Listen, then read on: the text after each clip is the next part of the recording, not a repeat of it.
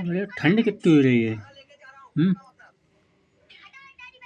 ठंड बहुत लग रही है। कौन लग रही है ठंड? न, बताओ। न, हैं कहा ना लगत नहीं लगत हैं न हमें कहा लगत बस ठंड कमजोर आदमी को तो ठंडा लगता ही है। कमजोर बताए तो हैं तो कमजोर लगत हम बताइए सब लोग बता हम कमजोर लगत और नहीं जा मजबूत है देखो और कहीं मजबूत मजबूत है तो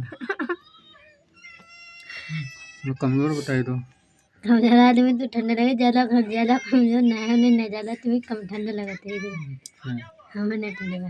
अच्छा दिन भर काम कर रात में तो ठंडा लगे ही नहीं। काम करने का फर्क बहुत काम तो सभी को ही करते कहाँ करती हम तो काम करते ही नहीं कहीं में ठंडा लगता ही नहीं तुम्हें ठंडा लगा तो घर में सो रहा हम दिन में सोत रहा और रोटी खा के सो ही जाते अब काम को है खाई ले सो ही जाओ तो फिर बैठे बाकी बैठे खा रहा जब तुम काम पर जाओ तो खाना तुम बनाओ बनी बनाई मिल जाती खाई ले सो ही जाओ।